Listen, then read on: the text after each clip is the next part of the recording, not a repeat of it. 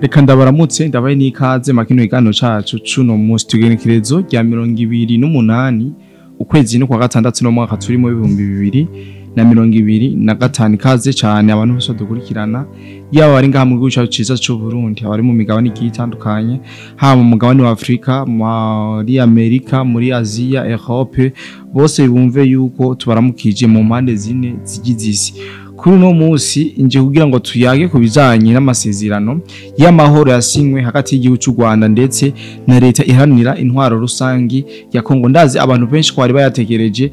guhera ku munsi wejo twaragize ikibazo cy'umuyaga nkuba, niyo mpamvu tutabashije kubashikiriza ano masezerano ko yagenze nkuko twari twabibemereje. Rero muri kumwe kuri micro ni Cody de Black. Rero nizere yuko dukurikirana amaze kumekinga ko wakoze subscribe hama tubandanye twagura umuryango munini. Abantu benshi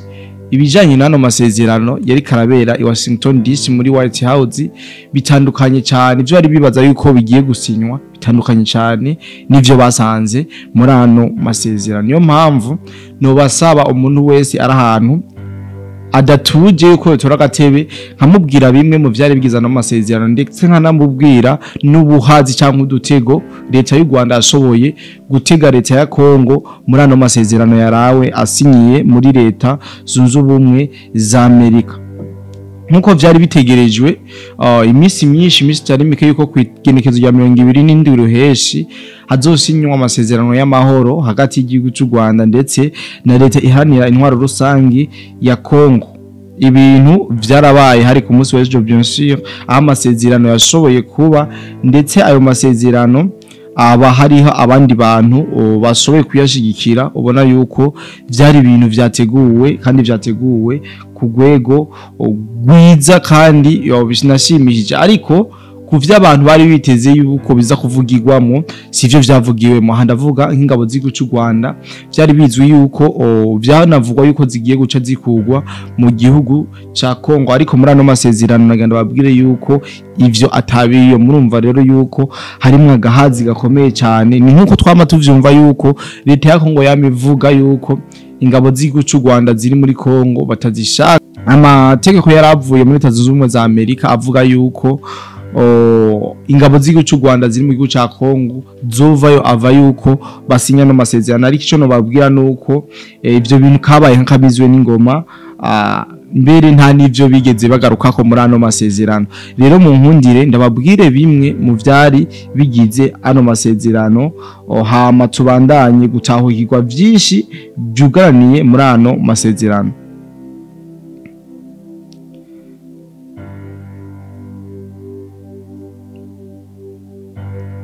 Muri ayo masezerano harashoboye kuvugirwa ko cyane ibigiye kubahirizwa ndetse no gukurikizwa hagati y'ivyo bihugu bibiri kugira ngo umutekano ugaruke cyane cyane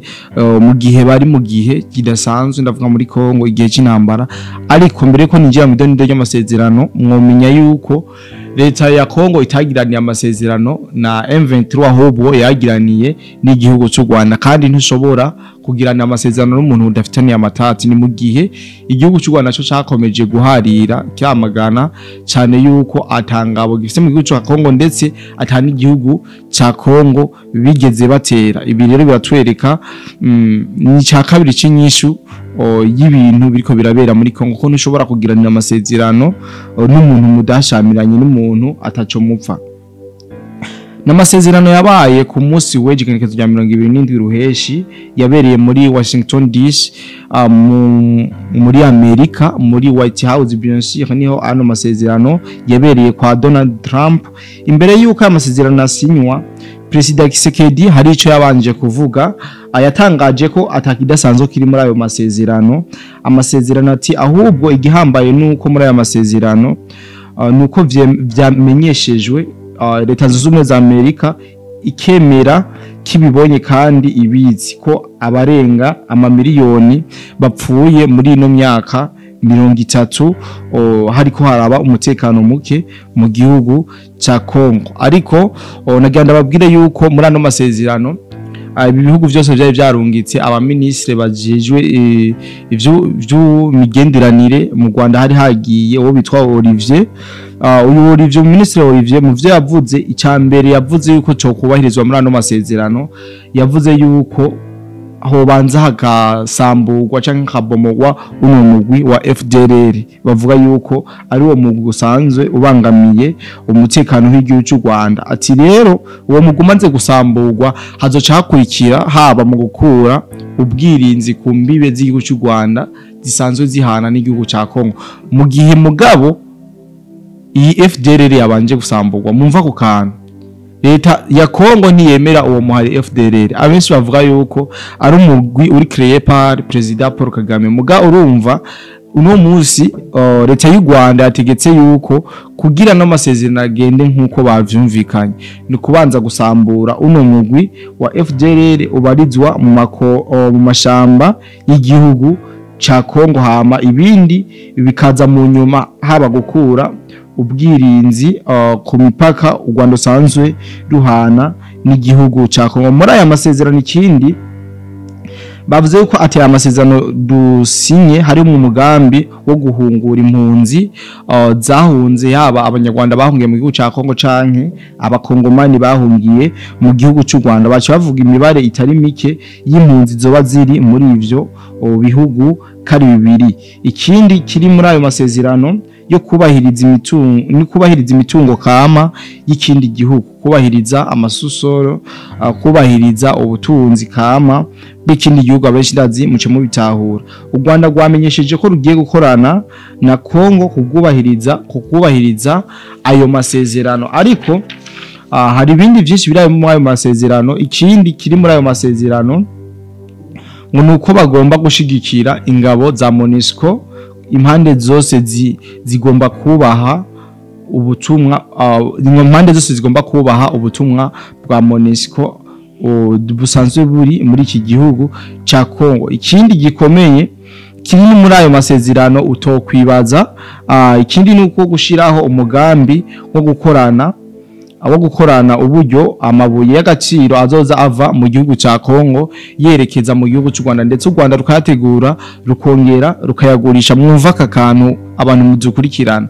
ikindi gihambaye ari na principal ya masezerano nuko hagiye gushigwaho umugambi wo gukorana uburyo amabuye y'agaciro ava mu gihugu ca Congo azokwerekeza mu gihugu cy'u Rwanda rukayahingura ndetse u Rwanda rukayashora no mu mahanga murumva utudupiyeje canke ino mitego leta y'u Rwanda yashoboye kuba isiga muri ano masezerano ndetse ndababwira yuko iyi leta y'u Rwanda itari kuvyikorana ahubwo bashobora kuba babikoranye na leta zunze ubumwe za Amerika rero murumva no masezerano abakongomani ntabwo ashobora kubagwa neza bivanye n'ivyemeranijwe muri aya masezerano kuko uri kuravuga yuko susor cyangwa ubusugire bw'ikindi gihugu uzoja mu kindi gihugu akaba ari naco kibugurisha bisigura ahubwo yuko bagiye gukora ubusuma bubatijwe kabisa ubusuma buri officiel ubusuma umva kwiba umuntu ari wakwihereye mu ntoki nivyo bigiye gukorwa ngaha mu gihugu ca Congo ku masuso asanzwe ava mu gihugu ca Congo yerekeza mu gihugu cy'u Rwanda nubwo bari basanzwe babikora mu buryo buri private ubu bigiye gukorwa mu buryo buzwi uburyo buri officiel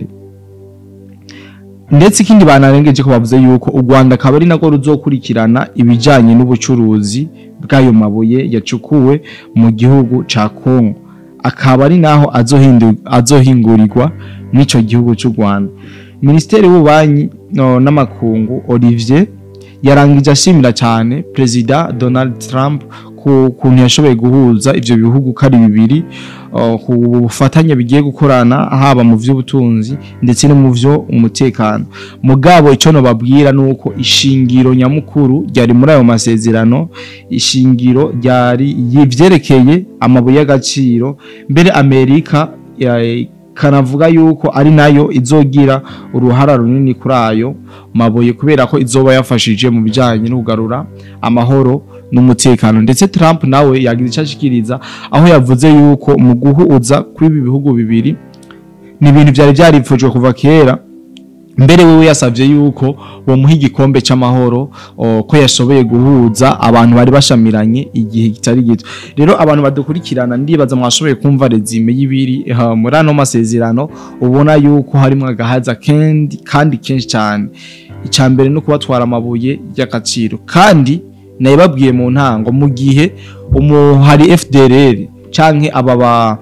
bavuga ko bakoze genocide mu gihugu cy'u Rwanda boba batarava bacanga batarasenywa cyangwa ngo babomowe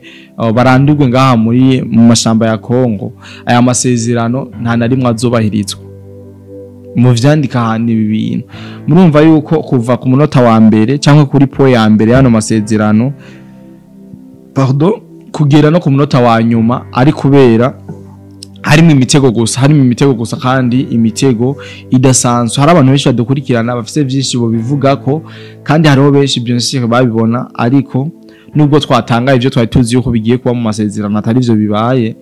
reka turindire kumbure tuzora bakobishirwa mu ngiro. Ariko no babwira ku mirongo y'urugamba aho bakomeje kurasana, bakomeje kugwana, kubera ko nayo babwiye yuko leta y'u Rwanda ari ifitaniye amasezerano y'igihugu ca Congo, atari Congo ifitaniye amasezerano na M23. Rero reka tubitega amaso, reka tubirabe iyo biza guherera, kumbure tubaza kugaruka mu kandi kanya kugira ngo tubabwire ingene vyifashe nitwa twarose commentaire zivuye ahagiye hatandukanye. Rero reka nshimire cyane mwebwe mwese mudukurikirana, umwe wese arashoboye gutuma ubutumwa cyangwa audio akatubwira uko yumva ya masezerano. Bien sûr ubona yuko ari amasezerano yavugishije abantu benshi. Ubu rero tuvugana ibintu biracakomeye inyuma y'isinywa rya masezerano. Ntuzi Felix Tshisekedi icatumye abigira, kuko kumbure arafise impamvu ashobora kutubwira agatungura isi yose. Mugare katubitega imisi jede mwari kumwe kuri micro niko Did Black, mwari kumwe mwino ncamake hano makuru y'uno munsi. Reka ndangize ndabashimira cyane, turi ku isabato, ndana ifuriza isabato nziza abantu bose badukurikirana, harimo n'umusisangozi wacu. Ndamwifurize kugira isabato nziza, isabato y'umugisha,